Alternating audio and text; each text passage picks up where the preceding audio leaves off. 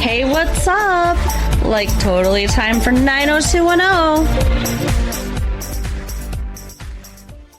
Well, hello everyone. Welcome back to the 90210 show. My name is Mark. With me as always is my girlfriend Carol. How you doing today, Carol? Hey, what's up?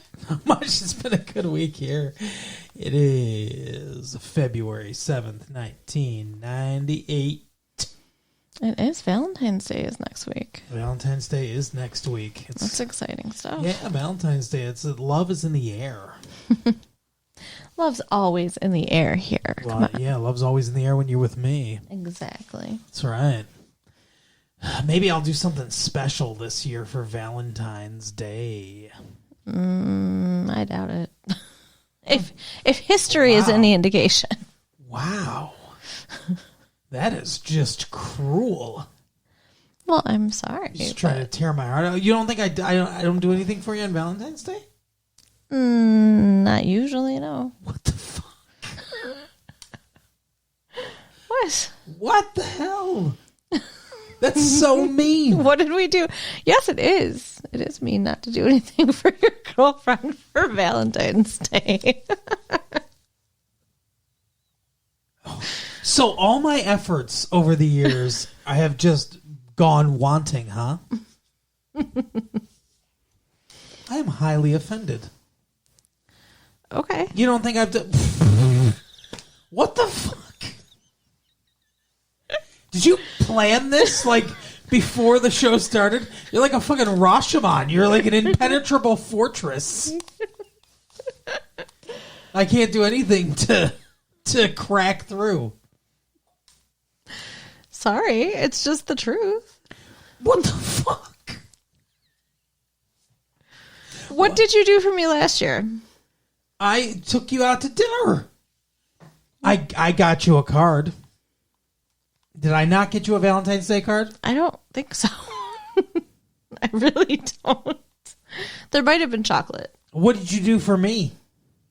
I don't know. We don't do anything for Valentine's Day. That's the whole thing. What? No. You don't take the last 2.5 minutes and shit all over me. Oh, you don't do anything for me for Valentine's Day and stuff like that, and then be like, oh, we don't do anything for Valentine's Day. We don't. But that is not how you framed this at all. So, speaking of, like Valentine's Day, love being in the air. No. Speaking of nothing. I'm speaking of things. You're unbelievable. Okay. I got you flowers for Valentine's Day. I wrote you a poem for Valentine's Day one year. You have it framed. No, that was for Christmas. He does do sweet romantic things for me like that. Just not usually on Valentine's Day. It was weird to me when you're like, hey, maybe I'll do something special for Valentine's Day, because it's just not a thing. I didn't think that we Valentine's Day wasn't important to us. It really isn't. But you seem very hurt by this. I was joking. You seem like you really want... Weirdo. She's in a new chair, and you're lower. You're a lot lower than... Yeah, I feel like a petulant child talking to their father. You're a lot lower than you usually are, and it's just so funny. He's towering over me. Yeah, I'm just looking down at you. Not judgment. Anyway. So, speaking of lies... And love. We watched 90210. That should be the tagline for the show. Lies and love. There you go. I don't know. Like, everybody in this episode was being, like, ridiculous. Yeah, this episode was... I didn't like it. Pretty much, yeah. Except for, I would say except for Brandon. I think Brandon was the only one that wasn't being ridiculous in this episode. Yeah. Yeah, so, like, okay, so Steve and Claire are still, like, fighting and not together. Yeah. But apparently he's following her around like a lost little puppy dog or something. Yeah, he wants her back. And she's irritated because she's like, I don't want to leave the house. Everywhere I go, he's there and stuff. And it's like, okay. But, like, Donna was saying to her, like, don't you feel a little flattered? You know, he's trying to get you back. And she's, no. What? You really hate Claire now, don't you? I'm not a fan. No. I am not a fan of Claire right now. Yeah, Steve's been hiding around every corner with his Joker-like smile. Well, and like this douche that she's dating, Dick. Dick, yeah. They couldn't hit this more on the head. Right. They named him Dick. It's hilarious. Yeah, because Steve gets to call him a dick without calling him a dick, and you can tell he's enjoying that. Yeah. But yeah, so he's on the row team, so he got her to join, which Crew. like a crew or They whatever. call it crew. It seems awful. She's like, he's here at 6:15 every morning, and so impressive. He does what he needs to do. Yeah, he's an adult, Steve. He knows what he wants. Like that's Steve's like, I knew what I wanted to kiss that big-titted woman. But I mean, doesn't that just sound awful to be in a rowboat at 6:15 in the morning? Yeah, I mean they're called skulls. Like it's not like a rowboat, but yes. Yes, training for crew doesn't sound like the most fun to me, no. But Claire is also doing this with him now. Yeah. It looked like she was like the captain of the... She just joined crew, and it looked like she was like the captain of the team. She's sitting at the head of the boat, and she's like, you know, mush, basically. Right. She wasn't rowing. Maybe she's just there to give them encouragement. I guess so. She's slowly taking her top off.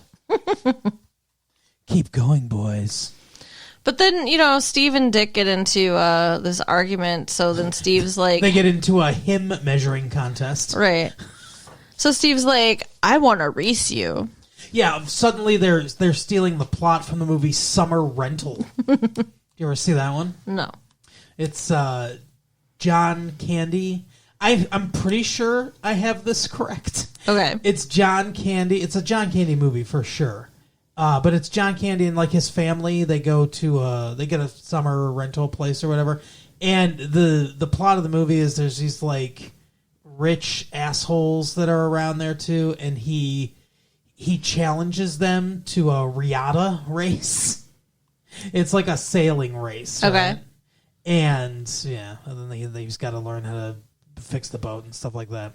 I'm pretty sure I'm not mixing up my John Candy movies, and it was Summer Rental. Yeah, who knows? But fuck. Oh no. My brain popped. So that's what that little explosion was. He gets the keg house to create a crew. Yes. Yeah, I mean, he says, I will dust off the old keg house skull. It's bizarre. And like the keg house is called the keg house because that's what they do. They drink. Well, technically it's whatever, Chi Epsilon Gamma or whatever. Oh, come on though. It's the keg house. Yeah, I know. They don't. I don't know. Years ago, I wouldn't have thought that we would be like, come on, it's the keg house. We know these guys. They're our best friends now. But yeah, no, I agree. They're not the athletic type, but Steve's pressuring them into this. So he gets these, you know, hungover loser people to come and join him in Our best friends. in the boat. And they fall in the water, like, immediately. Yeah, they're which like is this just boat, awful. They're like, this boat's kind of skinny. Oh, my goodness. It's ridiculous. And Claire's just, like, mad at him. She's just like, I can't believe you're doing this. This is so stupid. I mean, he's like, I'm here at 6:30 a.m. What do you think, Claire? Ha. Is it really that bright at 6:30 in the morning? I wouldn't know. I'm never awake that early. Like, what the fuck? They didn't film that at 6:30 in the morning. Exactly. But no, he's like that cartoon character, the one that goes around with the big. I think he's like a small dog that goes around with the big dog or whatever. He's like Scrappy? No, he's like yeah, Ralph. Oh yeah, we're gonna do this, Ralph. We're gonna do that. You know, his name's not Ralph, but I don't remember. Sounds like Scrappy You Doo don't to me. No, stop it. It does. It's a Looney Tunes cartoon. Okay. The guy's like, and the big one would always be like, yep, you know, or whatever. He had this like deep voice, but he's like, oh, we're gonna do this and we're gonna do that. We're gonna like, it's like a little brother kind of energy. Mm-hmm. Yeah, it was a Looney Tunes thing. I don't remember the name, what it was though. Do you think that Sometimes. Claire and Steve are going to get back together? I don't know. I hope not, kind of, because I kind of want Steve to just move on. I'm a little pissed. Like, I think what he did was wrong. Mm-hmm. But I'm a little pissed at Claire, too, because Claire knows that she kissed the prince. Yeah. And Steve doesn't. But Claire knows she did. And she's giving him this much shit about it. Yeah, she's definitely being a hypocrite. For sure. Like, I don't know. It doesn't seem right. But, like, in her defense, like, putting myself in her brain for a second, like, he doesn't know, and yet he did it. So, like, yeah, she's being a hypocrite, but it's like he doesn't have that fact to justify his actions either. No, I think they're both wrong, though. Yeah. But, I mean, I don't know. I think she should have at least admitted it. Yeah, she should have, but she didn't. And at this point, like, why? It doesn't, right. I mean, whatever. So. She could have just been like, I fucked the prince. But now leave me alone. Fuck the prince. No, but she could say that she did. Yeah. Yeah, I still don't think you leave her alone. Probably not. So, Brandon and Tracy, that's her name, right? Her name is Tracy, yes. So, she's, that anchor girl. She is real horny for Brandon. Oh, yeah. She belongs at Horny Creek also. Yeah. Well, I don't want to wait for Brandon to fuck my brains out. No, but I mean, like, Brandon's a good looking guy. Brandon's always all the girls love Brandon. Yeah. Well, like last week they kissed. So, I mean, I guess she's just expecting that now they're going to have sex. Mm-hmm. Yeah. One kiss apparently means next time we're alone, we're going to fuck. No, that's how he is. Well, no, but that's not how he is. Okay. He's not. No, I know he's not. And she's really upset about it. Like, he was dropping her off at her dorm, and she's like, come in. And he's like, no, I got, shit to do. And she's like, well, come back later. And he's like, you'll be asleep. And she's like, that's okay. You'll be in bed. Yeah, in bed. And she's like, that's okay. She's like, that's exactly right. I'll be in bed. And then my legs wide open. Jesus. But, yeah, he, like, kind of blows her off, and she gets really pissed. And then she's like, oh, I'm just going to quit. I'm going to quit the whole thing. Like, I don't want to be an anchor anymore. Yeah, news thing. She comes, and she's like, yeah, she's not going to look at news anymore. I'll quit the whole news thing. No, she comes into the thing, and she's like, I guess I don't take rejection well, and I'm too embarrassed, and blah, blah, blah, blah, blah. I still don't totally understand why he's rejecting her. Like, he doesn't want anything serious right now, and he doesn't want to get with someone he's working with because of what happened with Susan.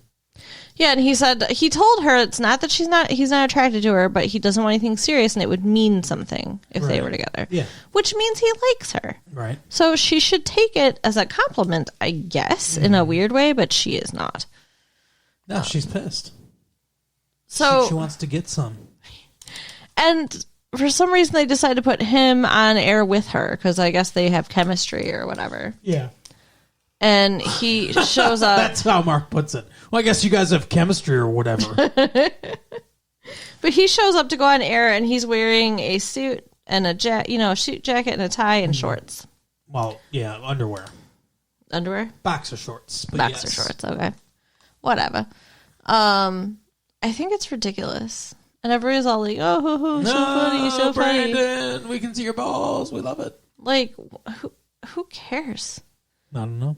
I wouldn't be impressed by that in any way. And then Tracy's just like, oh, I guess I will do this next week. I won't quit. Because I saw your underwear. Like, what? What is happening?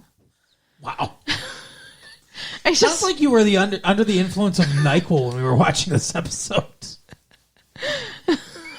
You really didn't understand anything that was happening, did you? I mean, are you being purposely obtuse, or did you not really understand what was going on? I'm not stupid. I didn't say you were. And it wasn't on NyQuil. So I just implied that you were mixing tranquilizers with NyQuil. Mm. No, the whole point was that she was embarrassed and stuff like that, so he did something that would embarrass him. But I don't think it did. No, he didn't give a fuck. Exactly. But she decides to stay. Whatever. It's kind of cute, I guess. Yeah, I suppose. I don't like her. I don't know why I don't like her, but I don't.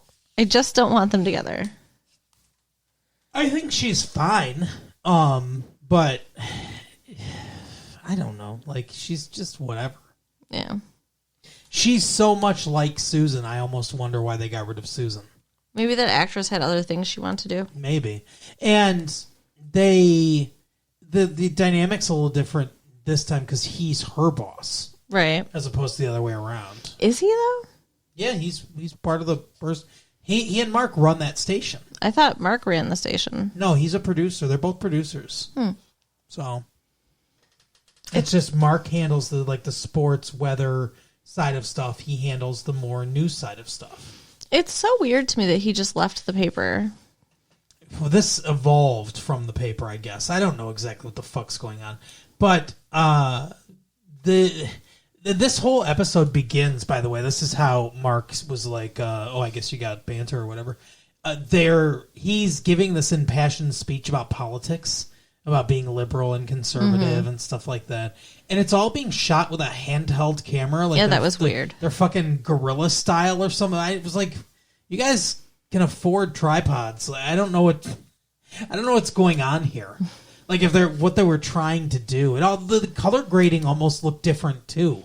Well, I think it's because they were filming it for the news. No, they weren't. Oh. That wasn't like, that's what I thought for a second too. And then as it was going on, I was like, are they doing a play that they're going to like do for the news? Are they doing like a little like infomercial type thing or something that they're going to do for the news? But nope, it was neither of those things. It was the cameras for the show. That's how they were filming it. And then they cut to a more static shot, a more locked down shot when they cut, and then they cut back to them. When David comes in, they cut. And then they cut back to them to the handheld camera again.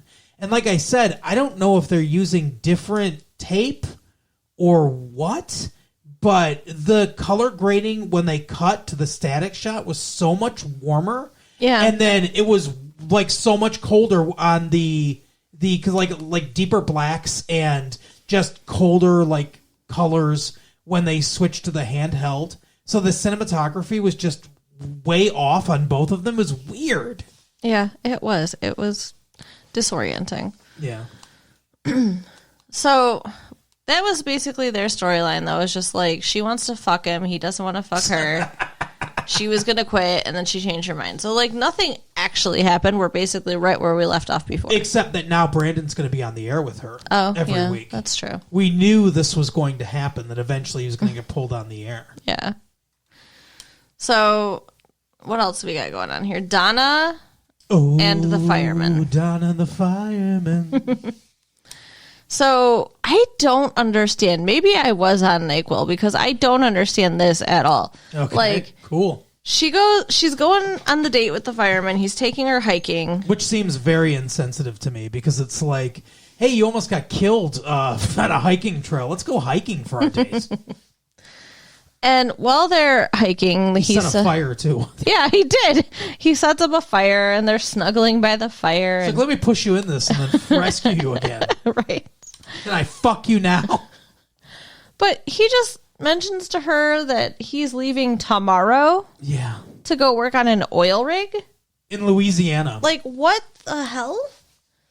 I don't know. How do you not mention that sooner? I don't know. I have no idea. Some oil rig called Deepwater Horizon in Louisiana. And why would he's a fireman. He has a good job. Yeah. Why is he going to work on it? Like, you know what though? I know they do get paid premiums. Like I assume safety people do as well. But I know people that do oil stuff and everything, like people that go on rigs, like out into the ocean and everything, they get paid more. Well, yeah. Like they're really good paying jobs. I'm sure, but it's not like he doesn't have a good job. No, maybe he just wants that Louisiana lifestyle though. Mardi Gras is coming up, you know. Right. Mardi Gras. Maybe. So maybe that's it. We'll go to Mardi Gras and you can take your top off for some beads. I just want punchkis. I don't care about the beads. Punchkis. That's a Michigan thing. For those of you not from Michigan. Well, I think maybe more Midwest. I mean, I think more than just our state, but it's definitely around here. It's deep fried jelly filled donuts. Essentially, yes. That's what it is. But anyway, think of beignets, but like even more deep fried if you're from Louisiana. But anyway, so while they're on this date, camping and everything, it's dark. They set up camp. He starts a fire. They're snuggling. And before he tells her, I think it's before he tells her he's going to Louisiana. All of a sudden, he starts talking about eagles. And he's like, oh, yeah. He's like, bald eagles made for life. And she's like, oh, cool. And she could not look more bored. Yeah. And he's like, bald eagles make love by attaching themselves to each other and then diving towards the ground. That's a weird fact. Yeah. It's true.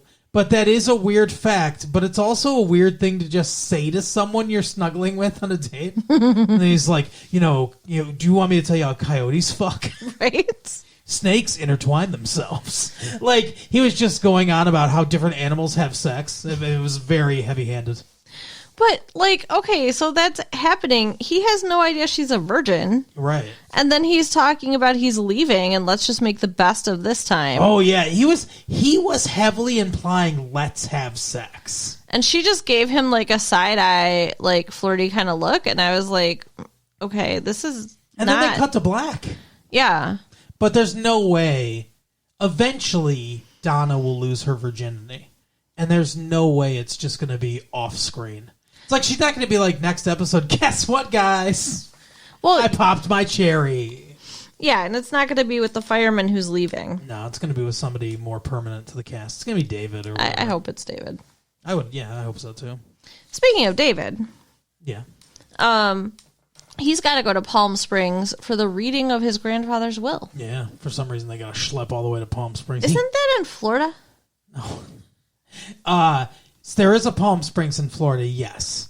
But they didn't drive to Florida. Okay. They're in California. Okay. I believe it's a different Palm Springs in California. So it's probably a drive, but not a crazy drive then. No, it's like I know the place they're talking about. I'm pretty sure it's called Palm Springs. There is one in Florida as well, though. But I think from where they're at in Beverly Hills, it's probably I don't know, a 40 or 50-minute drive. It's a hike, but it's not insurmountable. So he gets a big surprise because his grandfather leaves both him and his father $250,000 each. Yeah, each. Not together, each. Yeah. And David also gets his grandpa's 1961 very good. Thunderbird convertible, right? Yeah. So that's he's just like, what? Like, oh my did God. you know about this? I can't believe this. And his grandma's like, your grandpa loved you. Like, I love lots of people. They're not getting $250 million or $250,000 when I die. You made that a lot different. But his dad looks absolutely horrified. He didn't even look excited to be getting money. He was just like, "Oh fuck, you're giving David money." His dad's got money. The $250,000, I don't think means a lot to the dad. I mean, that's a big amount of money, though. Yeah, and it's nice, and I'm sure he'd rather have his dad, but I'm sure it's it would be life changing for most people, and for him, maybe it's like, oh, I'll buy a house or I'll buy a boat or something like that, right? But and call it the dad or whatever. But it's not. It doesn't mean a lot to him because he's already rich. He's already a millionaire. He's world famous orthodontist David or Mel Silver. It's crazy to me too that his wife is still alive. Like, he gave this money to his son and his grandson and his car to the grandson. And he's like, and the rest, everything else goes to my wife. Yeah, probably billions of dollars. Right, like, what is left after $500,000? Oh, but yeah, he probably had millions of dollars too. They have a really nice house in the Palm Springs area, so yeah. So when Grandma goes, they're probably going to get a lot of money. Yeah. David was all worried about money not that long ago, and now he doesn't need to be. Yeah. And that's why his father looks horrified, because he's like, oh no, if I can't control him with money, he could do anything. He could even follow his dreams. Oh no! Right. Well, yeah, because David didn't want to go to school, Right. and he's only going because his dad's making him, so he'll give him money. For school, yeah. So, is he going to keep going? Pay the rent and stuff like that. He better finish his senior year, although he's drinking quite a bit. Oh, yeah. Yeah, he was drinking before he went to Palm Springs. And then him and his dad get in an argument because his dad gets this idea that he's going to create a trust. Why does he think that's his place at all? Yeah, I don't know. David's 21. David's 21, and the grandpa said give him the money. And, yeah, I would be insulted if my dad said that to me. I understand where David's coming from. Yeah, that would be very hurtful. Yeah. So, yeah, his dad thinks that he's going to just take this money and control it. And David's like, no, like, Grandpa gave it to me. And then he drives off in the car and says, I'm going to the nearest bar. Right. Which I was terrified the whole time he's going to crash this car. Yeah. Didn't it? I mean, it really seemed like it was being set up for that. Yeah, I totally thought the same thing. And then his dad tracks him down and pays the waitress and says, don't let him get behind the wheel. Which was pretty responsible, really. And apparently he took a cab, I guess, or whatever. Yeah. I mean, yeah. Anyway, he is out of control with his drinking. So, first it was He was playing darts meth. pretty well, though. What? So he was playing darts pretty well, though. Right? Yeah, he was on methamphetamines.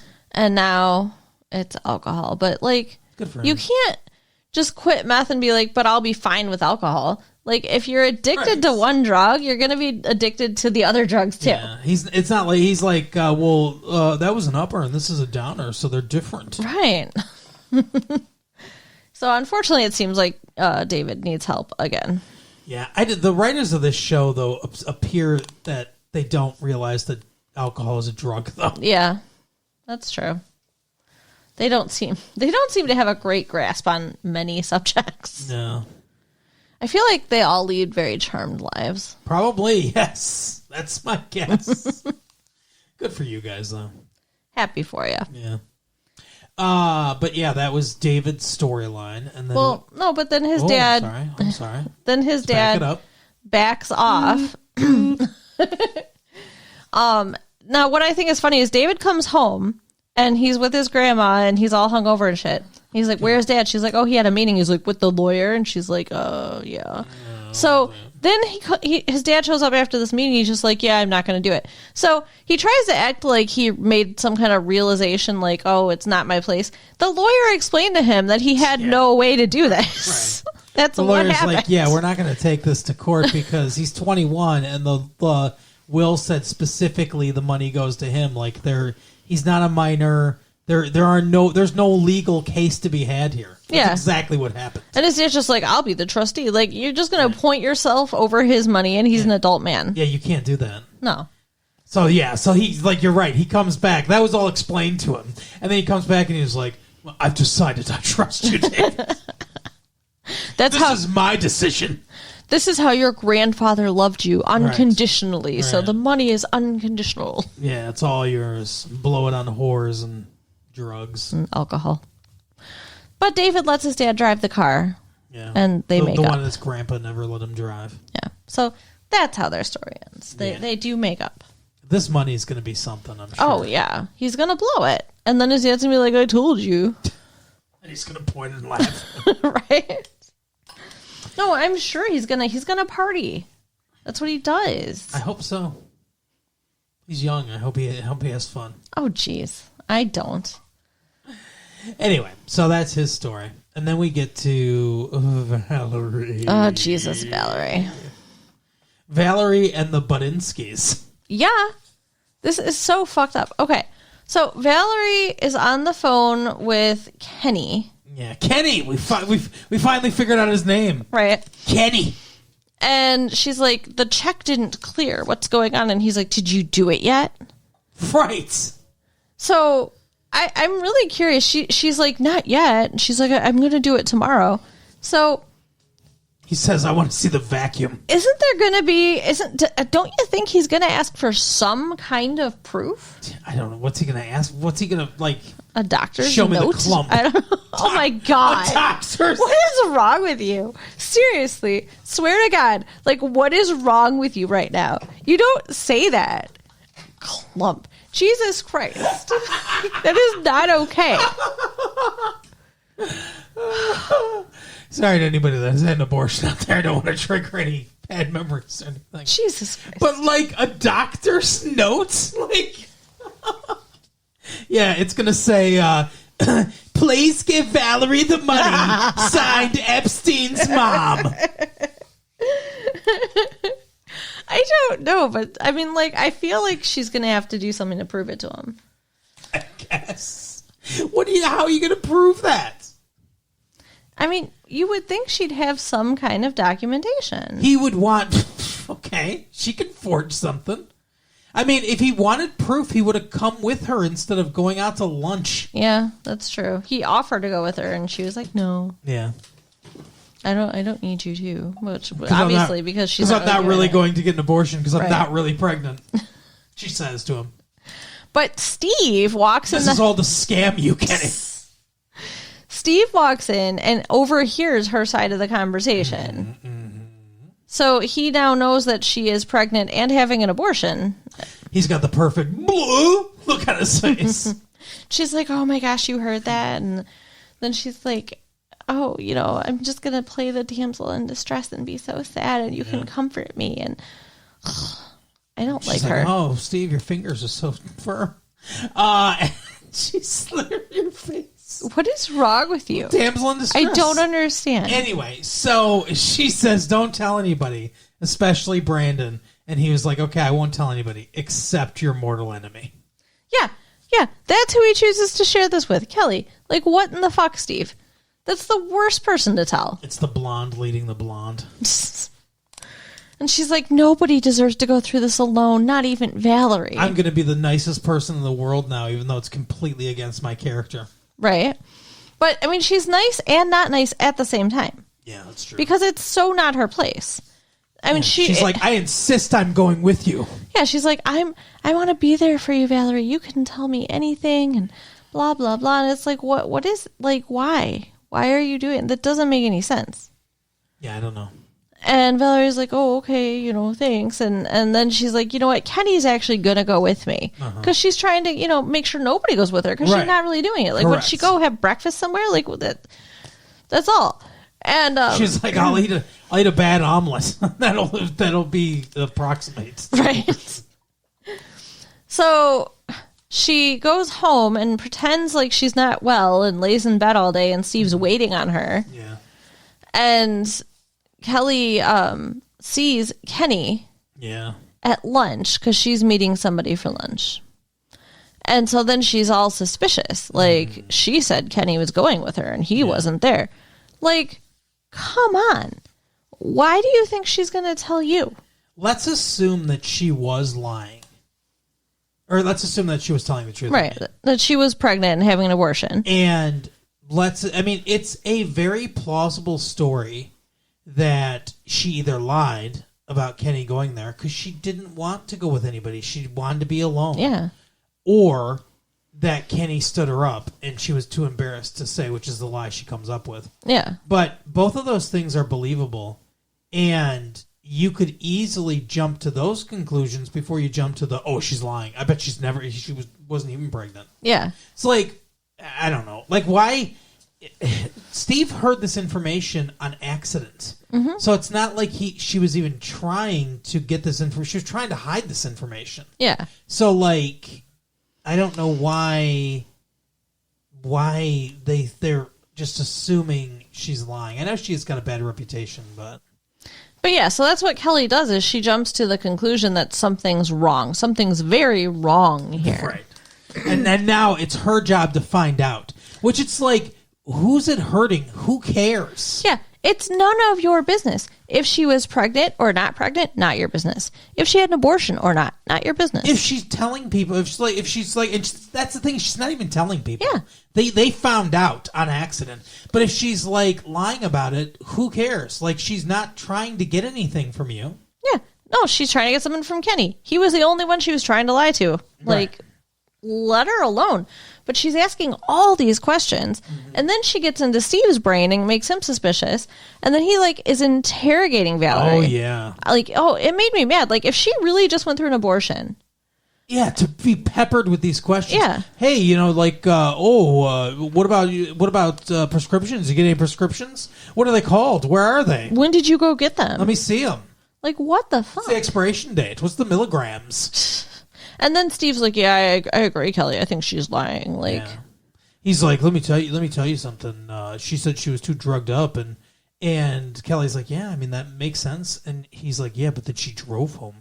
Would they let her drive? no, and they wouldn't. They would make somebody have gone. Somebody would have had to have gone with her. But what if but she could have just said, yes, my friend's outside. Yeah, I guess. She could have lied and drove home, even though she's not supposed to. Yeah. I'm just saying, like, I could think of, if I wanted to think she was telling the truth, I could come up with stories that make sense that she's telling the truth. If I wanted to think she was lying, I could do the same thing. I mean, we know she's lying, which is the only thing that makes it not awful. Right. But, like, they don't know she's lying. This is too sensitive. If she was trying to get something from them, then sure, question it or whatever. But she's not looking for anything from them. And this is too sensitive of a situation for them to be poking their fucking noses around in this. Just leave the poor girl alone. Bring her soup and leave her be. Exactly. But I'm wondering now, okay, so Kenny thinks now that she's had an abortion. Is he gonna give her the money he said he was gonna give her? Kelly's gonna say something. Kelly's going to be like, because Kelly, it's been established in this episode, even though it was not established in any other previous episodes, that she knows Kenny. Yeah, that's true. I babysat his kids. So now what's going to happen is she's going to be like, you know what, Kenny, I think there's something going on here. And then he'll find out. Kelly is such a fucking bitch. Well, Because I'm sorry, I'm on Valerie's side here. Yeah. Okay? He deserved a punishment. And he agree. has the money. So fucking punish him and take his money. I agree. But whatever, you're right. Kelly's going to fuck it up for her. Yeah, and probably. I mean, like, she deserves to hate her. If that's what happens, like, she should get her ass beat. Like, take her down, Val. Right. I'm throwing hands. You know, get your crazy little bitch friend back who keyed her car. Let's sick her on her. Let's go for a drive to the beach there, Oh, my Val. God. Oh, anyway. So, that's the episode, though, right? I believe so. I believe that was all. All right. Well, you know what to do. Yeah, you guys can write us at latefee1994@AOL.com. Check out our website at www.retrolatefee.com Yes. and share the tapes with your friends. All right. We'll see you next time. Bye. Bye.